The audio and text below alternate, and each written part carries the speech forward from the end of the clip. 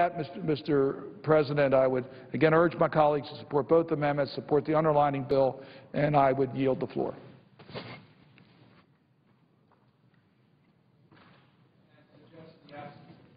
Clerk will call the roll. Mr. President, as further proceedings on the quorum call be dispensed with. Without objection. Mr. President, how much time is remaining on the two amendments offered by the senator from Maryland?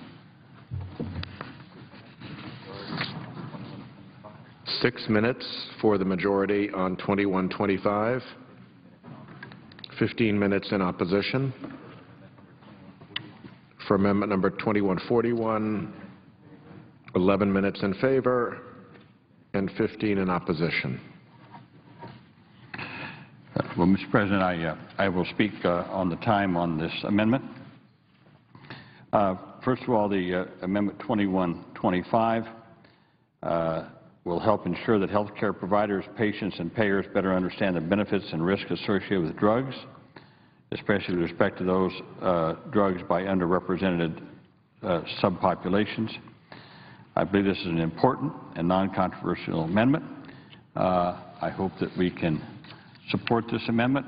On the other one, the 2141, which is the small business report, I think it's important that FDA gives small businesses a helping hand.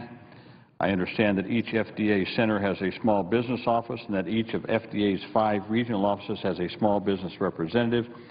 This report that FDA would have to submit on the basis of the amendment offered by Senator Cardin would provide Congress with more information about how FDA uses its resources for small businesses to help encourage small companies.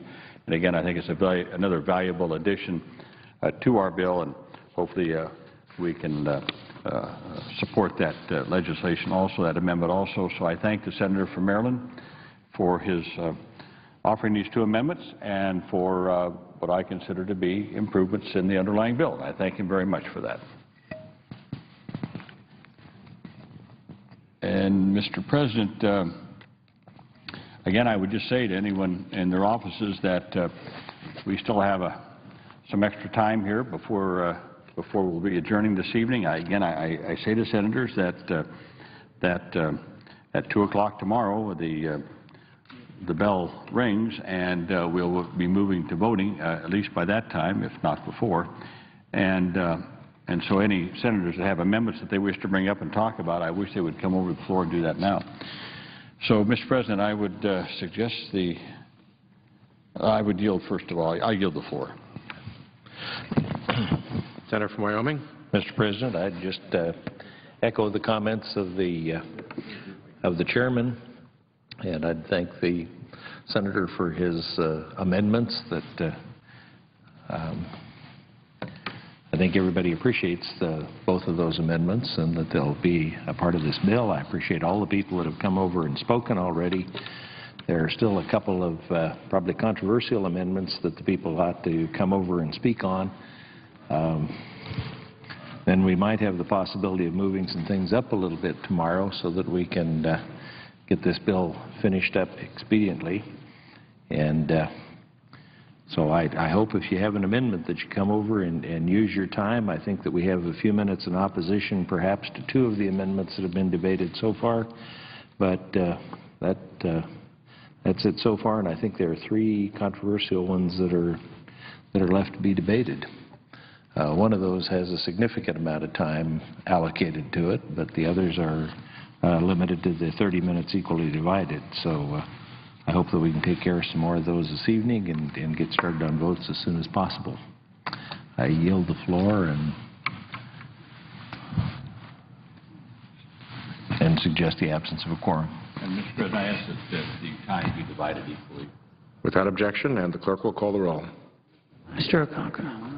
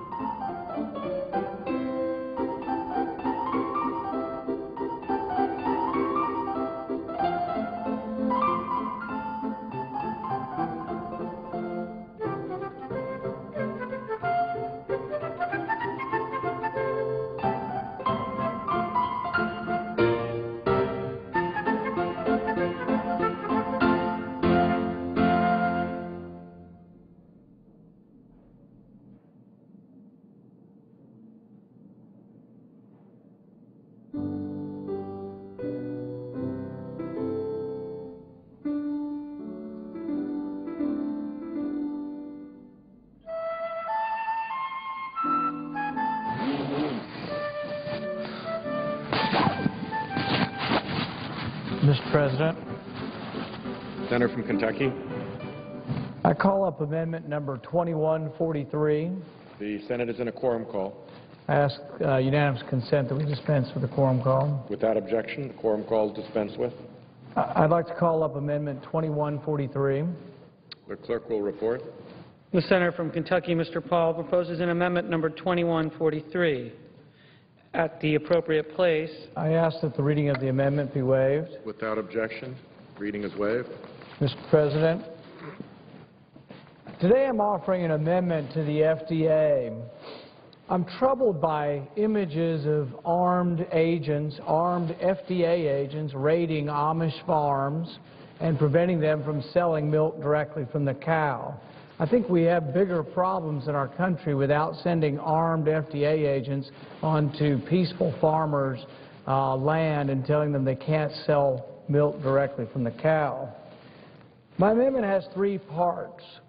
First, it attempts to stop the FDA's overzealous regulation of vitamins, food, and supplements by codifying the First Amendment prohibition on prior restraint.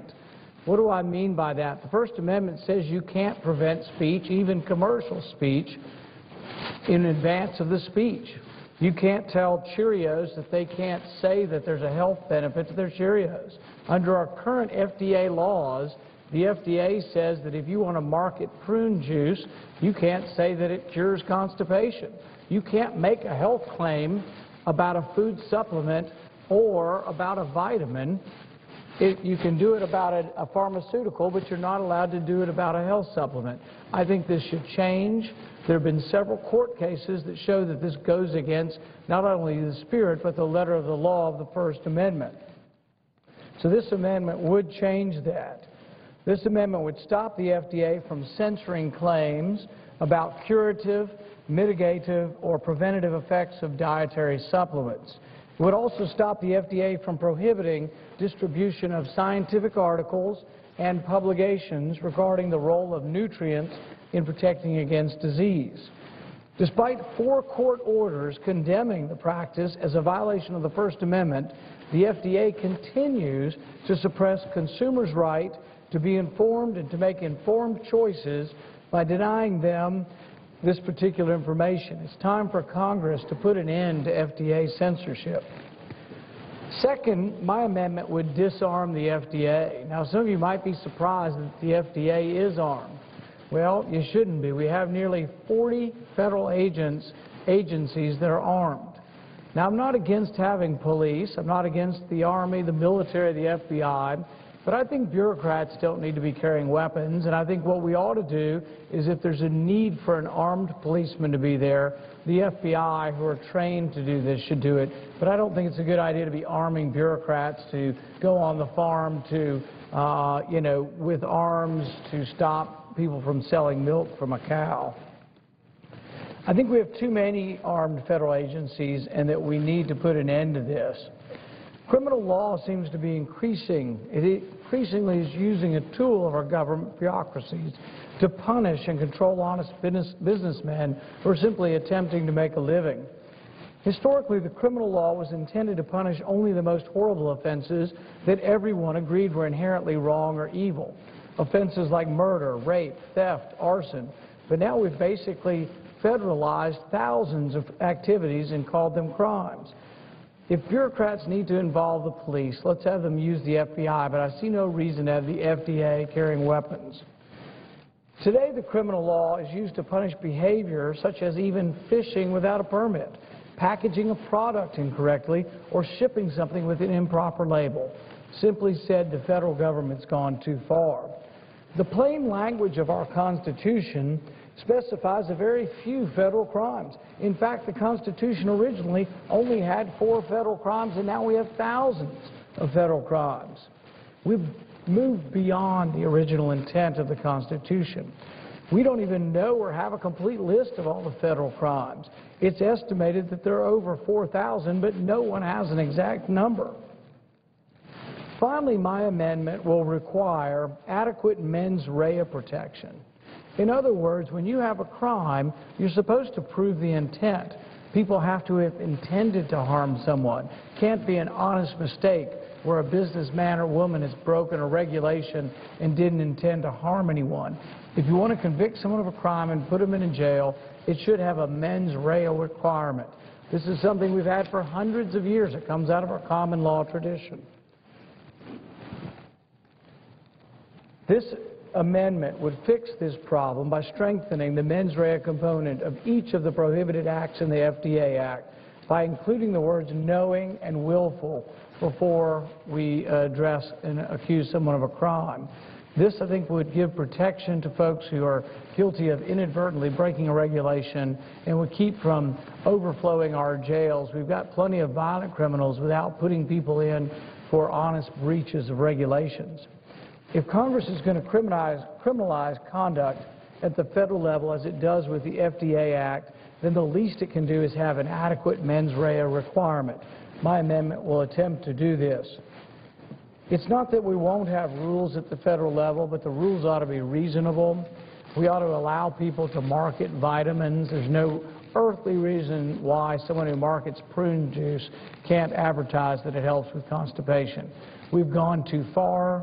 We've abrogated the First Amendment, and what we need to do is tell the FDA that the courts have ruled that the First Amendment does apply to commercial speech, and the FDA has been overstepping their bounds. I hope this amendment will pass, and I ask for the yeas and nays at the appropriate time. Is there a sufficient second? Do it now or do it? Ask for yeas and nays at the appropriate time.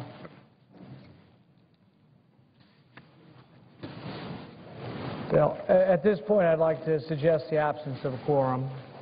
Clerk will call the roll. Mr. Akaka.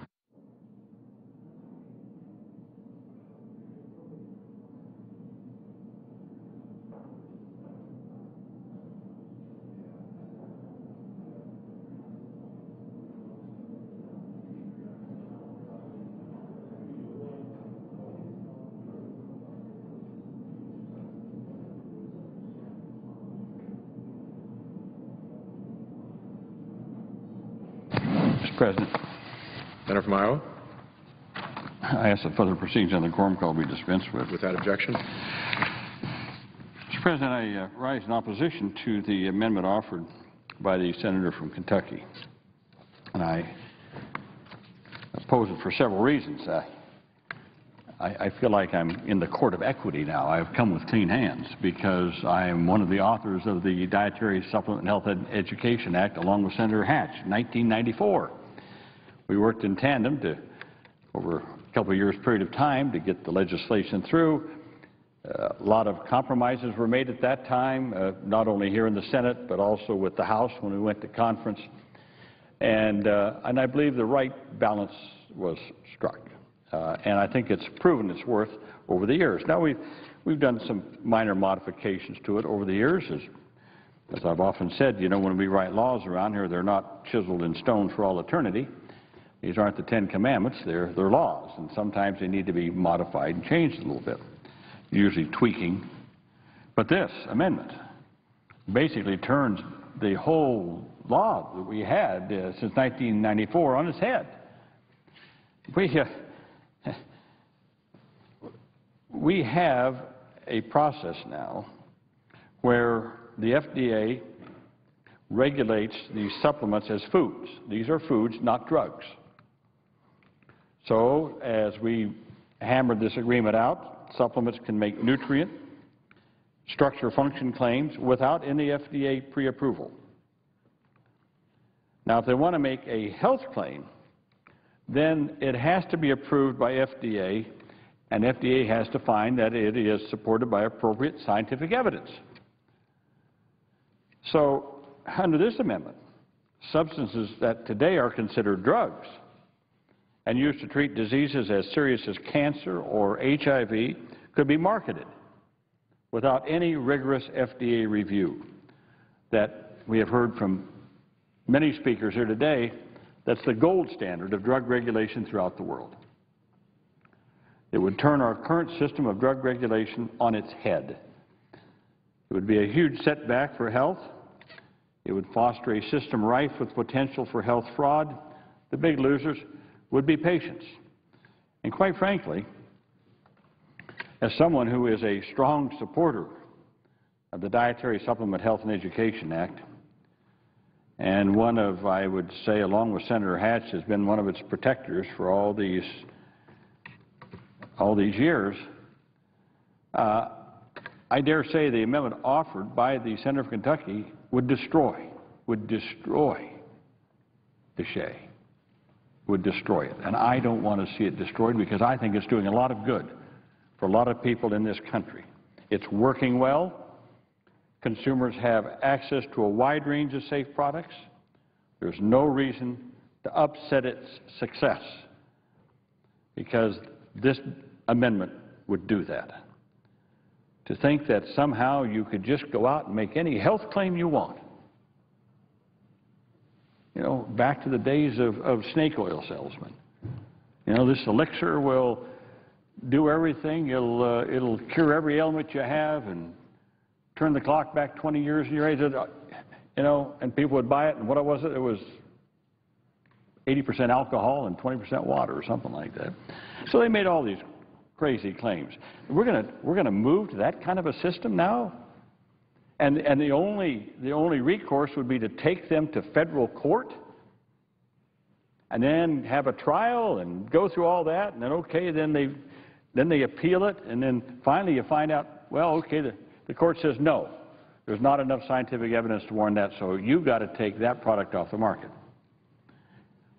We're going to do that for every one of the thousands and thousands of different products that are out there? What a mess this would be. First of all, the federal courts would not have the wherewithal to do every one of those. Secondly, who's got the money to take all that to court? And it would literally destroy, bring down, I think, an industry that has done well in this country, the dietary supplement industry, the vitamins and minerals industry in this country. I think they've done a great job in this country. And I don't want to see it ruined. And this would ruin it. And lastly, the senator from Kentucky talked about increasing the mens rea, the mind. You know, in law school,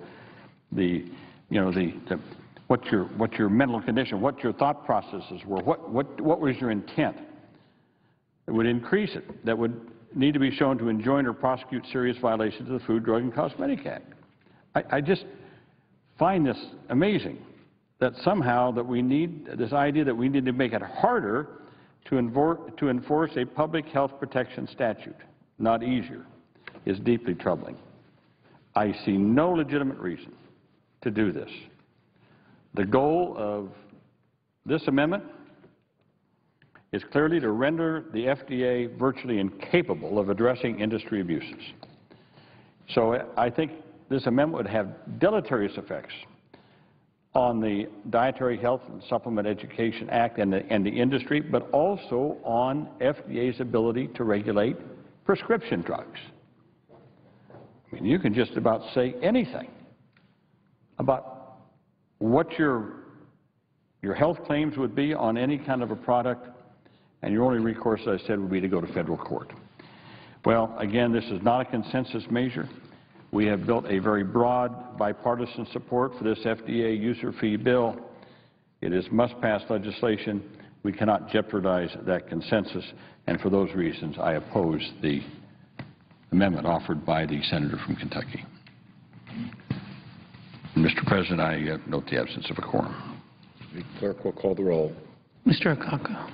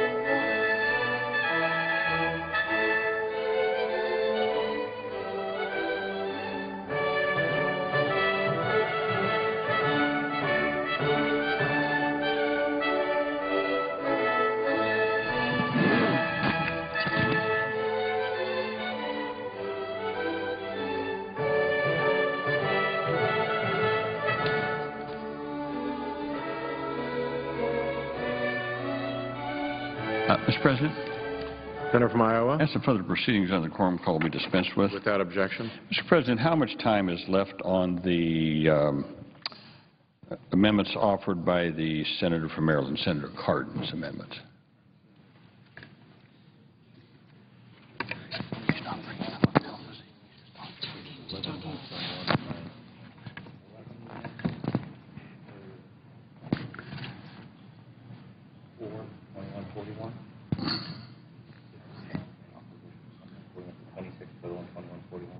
On Amendment 2141, there are 11 minutes remaining in support and 15 minutes in opposition.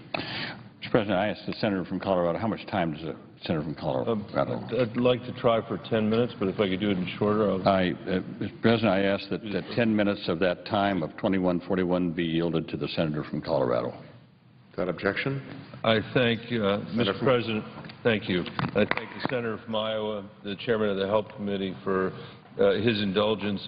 Mr. President, yesterday I spoke about some of the process and the important issues of drug safety and making sure there's a good system for safer drugs both in preparation and distribution. And I know we seem to get close to reaching a resolution, which is tremendous. I've heard many of my colleagues praise different parts of the bill, which I will do as well in a minute. But I want to just take one more minute again while the chairman and the ranking member on the floor to recognize what an enormous accomplishment their leadership has resulted in getting this bill to a close. And as I said yesterday, I think the work of the Health Committee, both Democrats and Republicans, with the leadership of the chairman and the ranking member, really is a model for this Congress. And it's a reason why the quality of this bill is so high. We've still got a few votes to go tomorrow, but people forget that it's rare to be working on a full extension of anything here. You know, this has become the land of flickering lights, where we keep things on for one more month or 2 more months. And here we actually have a 5-year extension of this legislation. It's wonderful to be working in such a bipartisan and businesslike fashion, and it is not lost on me about how much work has been put into the bill by my colleagues on the Health Committee, including the presiding officer, or the Health Committee staff.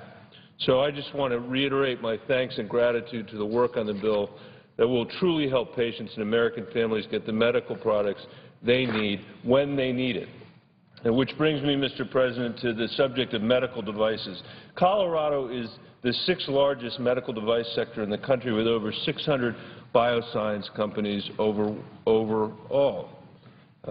We obviously need to strike a balance as we think about this legislation, because as we speed the FDA to speed approvals, we've got to ensure that devices are safe. This year has represented a good faith bipartisan effort among members on and off the Health Committee to find policies that will empower the FDA to ensure safer devices and also ensure that our companies on the ground have more regulatory certainty and predictability.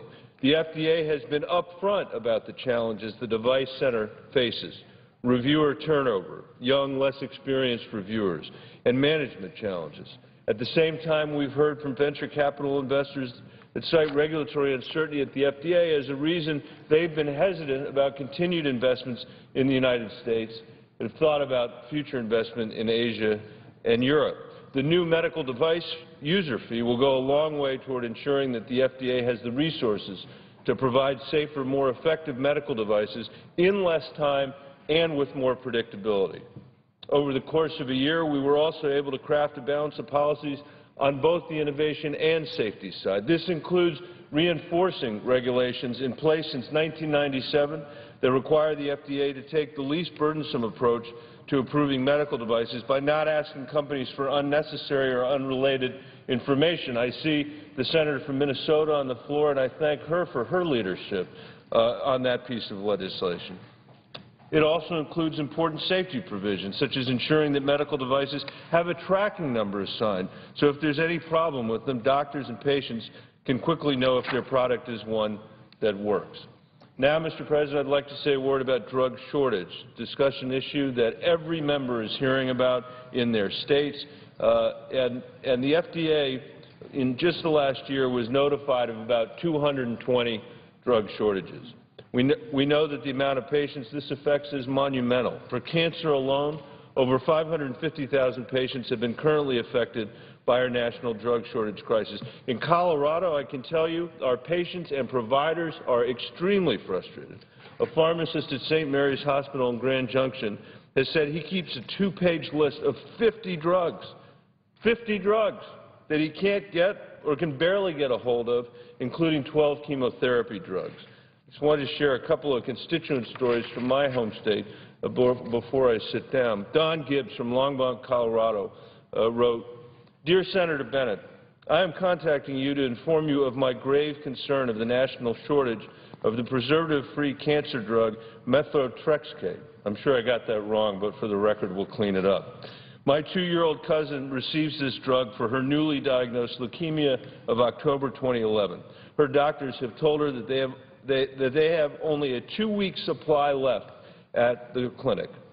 This drug keeps her leukemia from traveling to her brain. This shortage is life-threatening to her and the 3,000 like her with this cancer. I thank you for your assistance in this matter. I know that my little 2-year-old cousin cannot speak out on her own behalf, so I'm honored to be her voice. I feel my voice will not be enough alone to make a difference, and hope that you will be our voice. So I can tell you tonight, Don Gibbs' voice is being heard on behalf of her cousin, just as patients all across the country are lending their voices to this important debate. Carol Gill from Morrison, Colorado wrote, "Dear Senator Bennett, I have stage 4 cancer. My current treatment regimen is doing a fine job of keeping the disease stable. This regimen includes a biweekly infusion of 2 generic drugs, 5-FU and leucovorin, and 2 other drugs still on patent. I received treatment at the University of Colorado Hospital. My oncologist has just called me to say that the University of Colorado Hospital is out of 5-FU. Today, oncologists at the University of Colorado Hospital are calling their patients to tell them some or all of their cancer treatment must be suspended. Thank you for taking this seriously and taking immediate steps to correct it." Carol Gill. My hope is that this Senate bill can give some reprieve to these Coloradans in desperate need of their life-saving drugs. The Senate bill would give the Food and Drug Administration the much-needed authority to require drug manufacturers report any discontinuance, interruption, or other adjustment that would likely result in a shortage, especially those drugs needed to provide emergency care. I'd also immediately create a task force that would develop a strategic plan to address drug shortages and submit recommendations to Congress, as well as study the effect on drug pricing as it relates to shortages. The people in my home state, in every one of our home states, needs us to provide solutions to these problems yesterday, Mr. President. They can't wait any longer, nor should they. And I will say again, it's because of the leadership of the 2 people sitting here, the ranking member of our committee and the chairman of our committee, that we've been able to get this bill to the floor for a vote. I think we should take that vote tomorrow and move forward on behalf of patients all across this country and the bioscience community. Thank you, Mr. President. With that, I yield the floor. Mr. President, Senator from Wyoming. I just want to thank the senator from Colorado, Senator Bennett, for his comments, but he sold himself pretty short on the influence on this bill. He's worked dramatically on every portion of this bill and made some significant contributions that are now a part of the bill, so he didn't have to do amendments at this point because he got them all in before. And that was a very important across-the-aisle work that you did, working with a number of people on both sides of the aisle and being real faithful at having your committee at all the meetings, your staff members at all the committee meetings that were held on Fridays throughout the year. So this bill wouldn't have been possible without your efforts, too, so we thank you. Mr. President, Senator from Iowa. I just want to join Senator Enzi in thanking Senator Bennett for being a very valuable member of our committee, for all of the great work he did on this bill. His fingerprints are all over this bill, and it's a great bill, as he pointed out, great bipartisan support. I thank him for all of his work on our working groups, especially the drug supply chain. And this is a key part of this bill, where now FDA will have the authority and the wherewithal to go back up the chain to where these drugs come from. I think the senator was the first one to point out to me on the committee that about 80%, I think, of all of the ingredients that go into our drugs in this country come from outside this country. But we had no real idea on where, how they were doing, what, and so now we can insist on good manufacturing practices. So I would say this is a singular addition to this bill that can be traced right back to the senator from Colorado, and I thank him very much for his leadership on this issue and helping us get this bill to where we are today. I thank the senator. Senator from Iowa.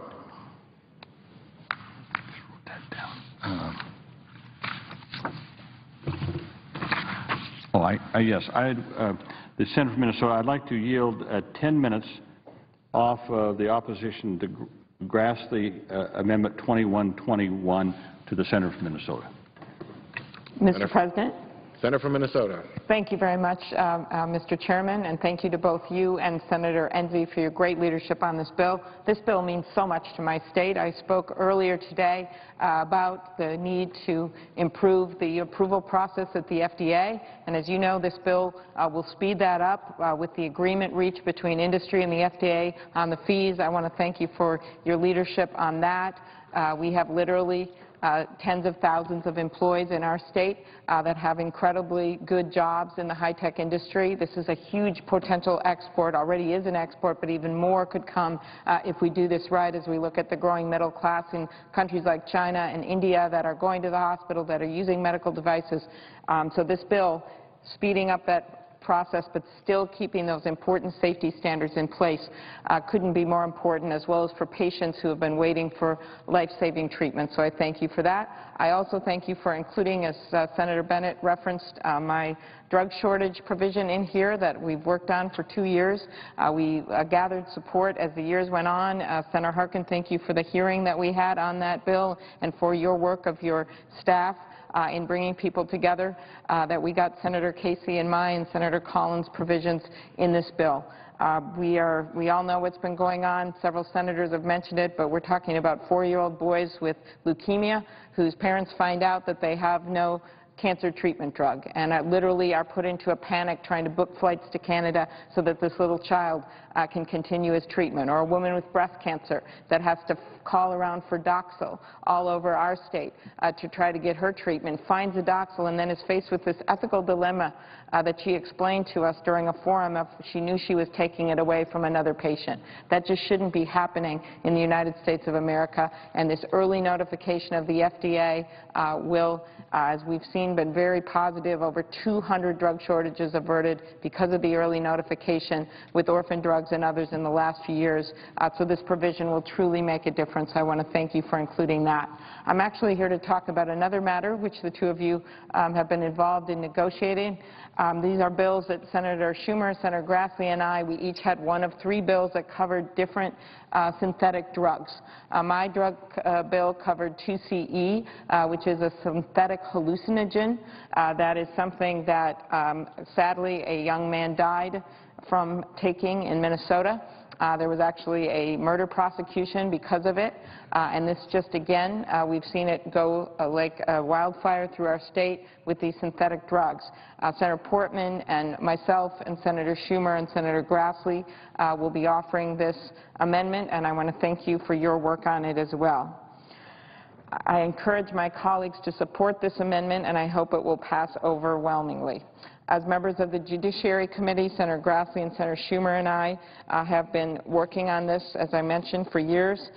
There have been reports from states, every state in the country, of people acting violently while under the influence of these drugs, leading to deaths or injuries to themselves and others. While taking these drugs, people can experience elevated heart rates and blood pressure, hallucinations, seizures, and extreme agitation. They are dangerous, but they're also dangerous to themselves. Up in Moorhead, Minnesota, with the Fargo sheriff, we did a forum, and a group of people were sitting in the front row. I actually thought they were there to object to our provisions. They were there to support them because they had lost a loved one who thought he was taking what he considered to be synthetic marijuana. It turned out to be very different than any marijuana. It turned out to be much stronger. He ended up hitting a tree, killing himself. And these are the cases, and they were sobbing telling the story. Until 2006, I was the Hennepin County attorney in Hennepin County, Minnesota. During my time, I can tell you that we just didn't have this as an issue, and you can see how quickly it's changed. Listen to these numbers. In 2011, poison control centers across America received more than 13,000 calls about synthetic drugs. How many calls did they get in 2010? Only 3,200. Look at that, 3,200 to 13,000 in just 1 year. In Minnesota, there were a total of 392 calls to poison control relating to synthetic drugs in 2011 compared to 107 in 2010, a tripling of calls about this problem in just 1 year. This all hit home, as I mentioned, in my state with the tragic death of a 19-year-old man, Trevor Robinson, in Blaine, Minnesota. He overdosed on 2CE. It's a synthetic hallucinogen. And another young man is thought to have shot himself in Minnesota last year while under the influence of synthetic drugs. You can imagine the pain of these families, and that's why I introduced a bill which would add 2CE, the drug that killed this young man, and similar drugs to the banned substances list so that they will be treated in the same manner as other banned drugs that they claim to represent. I'm also a co-sponsor of the two bills authored by Senators Grassley and Schumer. All three of these bills are contained in the amendment that we're offering with Senator Portman. These drugs can kill, and if we don't take action, they're going to become more and more prevalent. They are available on the Internet. The federal government has to make clear that they are illegal. That is what's going on today, because people literally buy these drugs that have numbers like 2CE. They don't really quite know what they are. They get them, and they turned out to be deadly. That's what happened in Blaine, Minnesota. I'm hopeful that we vote to ban these drugs as part of our debate on this bill. We have seen what's happened in Minnesota. We know that the DEA has been taking action on its own, and they've temporarily banned some of these drugs, but most of the substances covered in our three bills have not been banned, including all the substances in my bill, and that is why, in fact, we are offering this amendment. On the state level, roughly 40 states have banned some synthetic drugs, including my state, where a major law regarding synthetic drugs took effect in July. We need a federal law. This crosses state line. A lot of it is done on the Internet. We can't simply have this state by state, and passing a federal law will help create the partnership we need to send a strong message that we need to eradicate these substances. I'm very pleased that this amendment's being offered. We need to get it done now, ban these drugs, and make a clear statement that these drugs are illegal. I again want to thank Senator Harkin and Senator Enzi for working this out so we can offer this amendment, and also my colleagues Senator Portman, Schumer, and Grassley for their hard work. I know we are committed to getting this done. Mr. President, I yield the floor.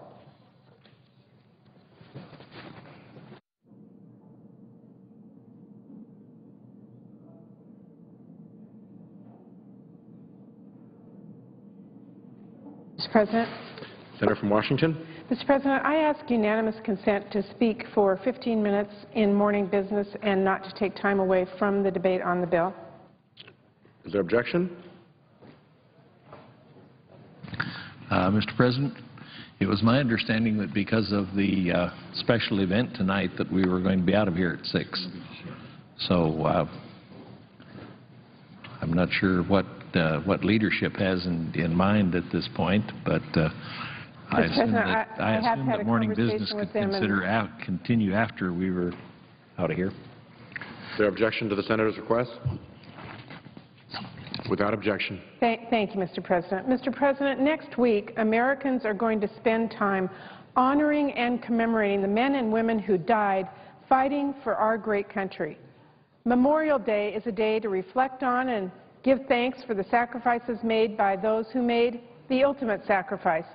But it's also a day to look forward and to think about what we all can do to help our veterans who've also sacrificed so much and who deserve our support when they come home. So, Mr. President, I come to the floor today to discuss an issue that, quite frankly, defies common sense. The high rate of unemployment among recently separated veterans is an issue that continues to make the transition home for veterans harder than ever. Despite the fact that our veterans have the leadership ability and the discipline and technical skills to not only find work, but to excel in the workforce of the 21st century, our veterans continue to struggle. Despite the skill and talent and training of our veterans, statistics have continued to paint a grim picture.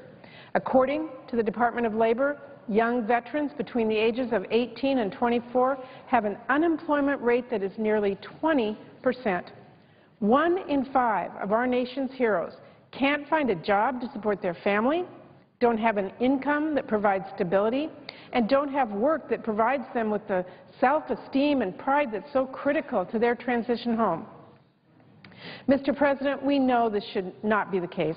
We shouldn't let the skills and training our nation's veterans have go to waste, and that's why all of us joined together to overwhelmingly pass my Vow to Hire Heroes Act here in the Senate late last year.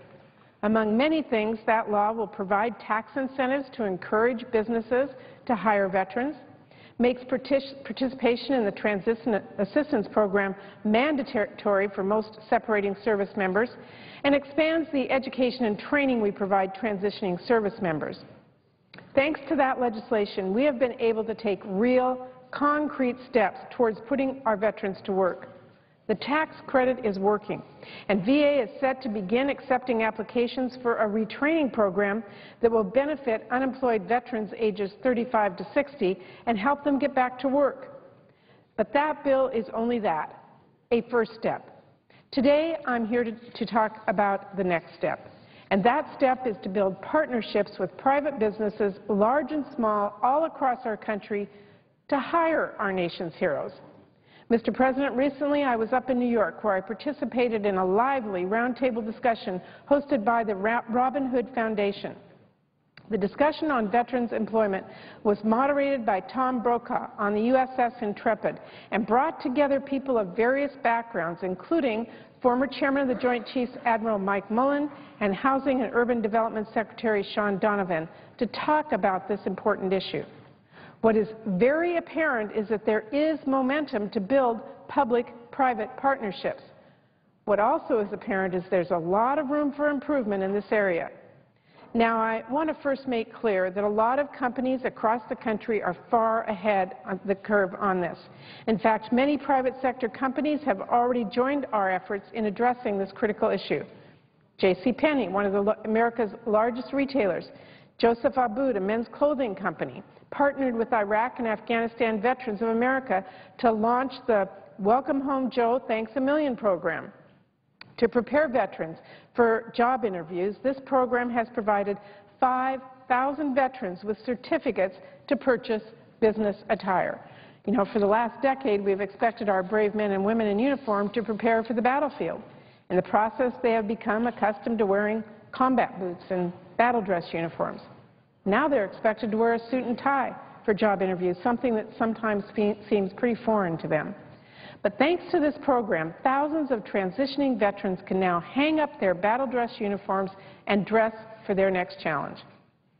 Other companies like Schneider National, one of America's largest trunking companies, are realizing the skills our veterans have gained over the last decade of war are directly applicable to their business. Schneider National recognizes that a veteran who has driven a 7-ton truck across Afghanistan's dangerous and rugged terrain is more than qualified to drive a freight truck across our nation's roads. And in addition to providing many veterans with new jobs, Schneider National also provides newly separated veterans with on-the-job training through their military apprenticeship program. As part of that program, veteran employees are eligible to earn a monthly educational benefit check from the VA in addition to a paycheck. Schneider National serves as a great example of how companies can hire veterans that have proven that they can perform on the job but lack proper certifications for civilian employment. The U.S. Chamber of Commerce is also should be commended for launching its Hiring Our Heroes initiative, which has sponsored 150 hiring fairs in 48 of our states. At one of these recent hiring fairs, General Electric, the employer of 10,000 veterans, launched its Veterans Network Transition Assistance Program. As part of that program, General Electric has vowed to hire 1,000 additional veterans every year for the next 5 years and provides job-seeking veterans with one-on-one mentoring sessions. Those sessions help transitioning veterans improve resume writing and interviewing techniques so they can capitalize on the skills they've developed during their military service. Now, Mr. President, that's just a fraction of the work being done by our nation's employers. There are many success stories at big companies, companies like Home Depot, and small companies like General Plastics in my home state, which has created a pipeline to hire veterans at its aerospace composites factory. All of these companies are not only examples of success stories, they've also created a roadmap about how best to find, hire, and train veterans. And it's our job to make sure those lessons are being heard. So today, I want to be here on the floor to lay out a few things that all businesses, large and small, can do to bring our nation's heroes into their companies. First, get the word out to companies to educate their human resources teams about the benefits of hiring veterans and how skills that they learn in the military translate to the work a company does. I can't tell you how often I hear from veterans who tell me the terms that they use in interviews and on resumes fail to get through to the interviewer. Second, help our companies provide job training and resources for transitioning service members. This is something I have seen done at large organizations like Amazon and Microsoft, but also at smaller companies in conjunction with local colleges. In fact, the most successful of these programs capitalize on skills developed during military service, but also utilize on-the-job training. Third, let business leaders know how important it is to publicize job openings with our veteran service organizations at local military bases so we can help connect veterans with jobs and to work with local one-stop career centers. Fourth, develop an internal veterans group within your company to mentor recently discharged veterans. And finally, if you can, please reach out to your local community colleges and universities to help develop a pipeline of the many, many veterans that are using GI benefits to gain employment in your particular area. Mr. President, if we can spread the message on just a few of these steps, I'm confident we will be able to continue to build on the success we've had in hiring veterans. But, Mr. President, there is one other, even more important step we have to take to ensure that businesses are taking, and it has to do with the difficult issue of the invisible wounds of war that some potential employees face. Now, I have heard repeatedly from veterans they do not put their military service on their resume because they fear it stigmatizes them. They fear that those who have not served see them all as damaged or unstable. We have to understand what mental health challenges are and what they are not. As we seek to employ more veterans, we need future bosses and coworkers to understand that issues like post-traumatic stress or depression are natural responses to some of the most stressful events a person can experience. We need them to understand these illnesses do not afflict every veteran. And most importantly, we need them to understand that for those that are affected by these illnesses, they can get help, they can get better, and they can get back to their lives. We need to let businesses know if they do have a veteran who is facing some challenges, they should do the right thing and encourage him or her to get help. They need to know it's okay to reach out. Help them take advantage of the excellent mental health care that the VA is capable of providing. The veteran will be better, and they will be an even stronger member of your team. Now, Mr. President, those are some steps that our employers can take, but we also need to make sure that our veterans are taking steps to make sure that they stand out as candidates. You know, unfortunately, too often our veterans don't see how the skills that they learned in the military translate from the battlefield to the working world. One of the biggest reasons for that is that often our veterans don't understand the vernacular of the working world. You know, Mr. President, just a few weeks ago, I was at home in Washington State talking about this issue when I met a woman named Ann Spurdy. Ann is a veteran. She helps other local veterans find work through an organization called the Unfinished Mission. Ann told me how often she's heard from veterans who told her they were not qualified for the jobs they'd seen online or in the paper. Repeatedly, they told her they didn't see how their experiences mattered to employers in the area. So one day, in front of a whole group of veterans, Ann pulled out this job advertisement from Boeing for a position as a fabrication specialist. And Ann could once again sense that the veterans who sat there and read this ad thought they weren't qualified for this manufacturing job that is listed in Boeing's Space Exploration Division. But then Ann concentrated all the veterans in the room's attention on the competencies and qualifications section that were listed on that job advertisement. And she asked all of them, did you spend time in the service working together to remove obstacles to help the team accomplish its goal? Did you work to fully involve others on the team in decisions and actions? Were you held responsible? Did you demonstrate your commitment to the team? Around the room, all these veterans' heads were nodding as she read verbatim from the Boeing job announcement. Every veteran understood they had the core skills employers like Boeing were looking for. They just didn't realize it. What Ann made those veterans come to understand was that their skills were being lost in translation. And what many of them needed to do was simply articulate their experiences in a way that employers could understand. So today I want to reiterate to all of our veterans that no matter what branch you served in, or when you served, or how long you served, the skills you learned are valuable. And it's up to you to make sure employers see that. You know, Mr. President, our veterans don't ask for a lot. Oftentimes they come home and don't even acknowledge their own sacrifices. My own father never talked about his time fighting in World War II. In fact, I never saw his Purple Heart or knew that he had a wallet with shrapnel in it from when he was hit, or a diary that detailed his time in combat until after he died and my family gathered to start sorting through his belongings.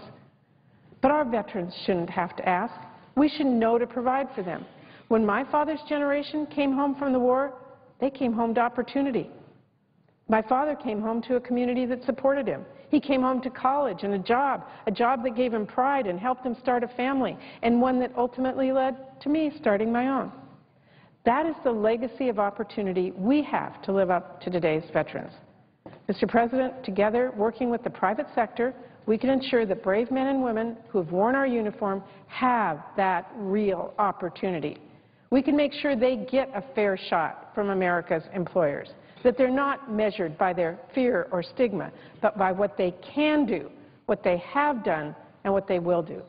I want to thank those companies that are leading the way to ease our veterans' transition from military service to the civilian workforce. The Veterans Affairs Committee that I chair, our website has a list of some of those companies that are contributing to this effort. And I would encourage all of our colleagues to visit that website and suggest companies that can be added to our list. I look forward to working with all of them and many more of our nation's businesses on this important next step in bringing our veterans home to opportunity. And as we celebrate our fallen heroes on Memorial Day next week, let's all keep thinking about how we can make sure our veterans are getting everything they need after they have given so much. And Mr. President, before I yield the floor, I want to just take a moment to acknowledge a young Marine reservist, an Afghanistan combat veteran, who's been working part-time on my Veterans Affairs Committee staff for the last year. Carlos Fuentes is a hard-working, well-liked young man, graduated from American University earlier this month. He has really helped our committee get a better understanding of what our veterans are facing when they're looking for work, and I want to really thank him for his continued service to our nation. And Mr. President, I just need to note that Carlos is going to be getting married this weekend, and I do want to wish him and his bride many, many happy years to come. Thank you, Mr. President. I yield the floor.